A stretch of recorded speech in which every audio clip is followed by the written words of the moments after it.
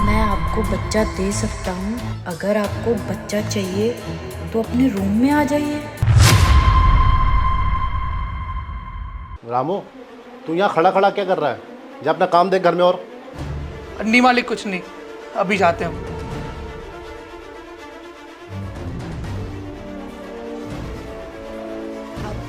पापा जी, वो मैं अभी आती हूँ।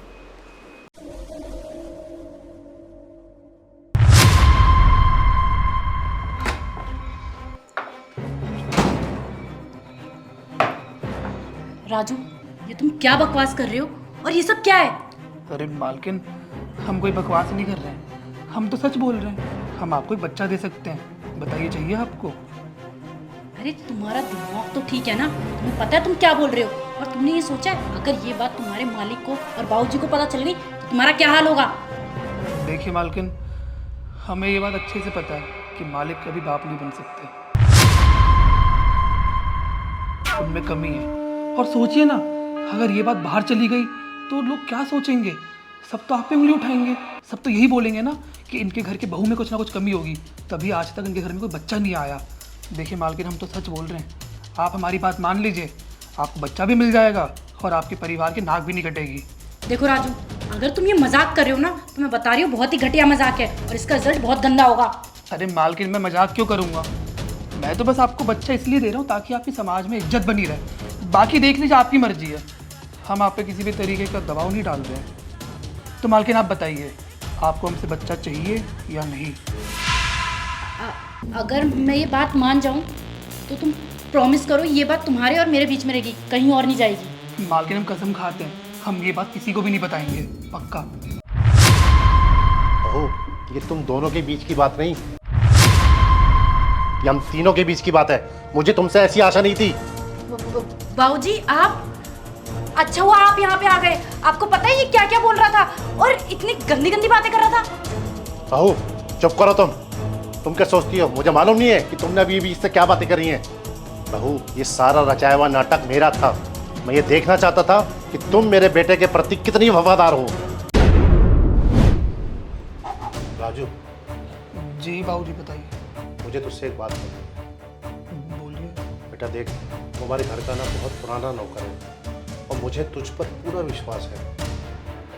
मैं तुझसे एक बात कहना चाहता हूँ। मेरा लड़का है ना, वो बाप नहीं बन सकता है और ये बात अभी बहू को मालूम नहीं है। और जब ये बात मेरी बहू को पता चलेगी ना, तो मैं देखना चाहता हूँ कि उसका मेरे बेटे के प्रति नज़रिया क्या रहता है। तो उसके लिए मैं उसका एक वफादारी का टेस्ट करना चाहता हूँ। क्या तू मेरा साथ देगा इसमें? बाबूजी, हम इतने सालों से आपके यहाँ पे काम कर रहे हैं, आप बताइए ना हमें क्या करना होगा। देख राजू, एक पर्ची दे रहा हूँ मैं। जब तू बहू को चाय देने जाएगा ना, तो ये पर्ची उसको दे दियो। लेकिन इस पर्ची को पढ़ के बहू का जो फैसला होगा उससे मुझे पता लग जाएगा कि वो मेरे बेटे के प्रति वफादार रहेगी या नहीं। ठीक है बाबूजी।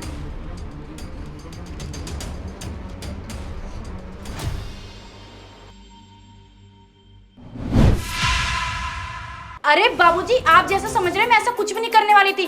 वो तो मैं बस इसके मुंह से सच निकलवाना चाहती थी कि ये करने क्या वाला है। और देखिए ना, ये इतना गिरा हुआ निकला कि ये मेरे को, छी, मुझे तो बोलते भी शर्म आ रही है।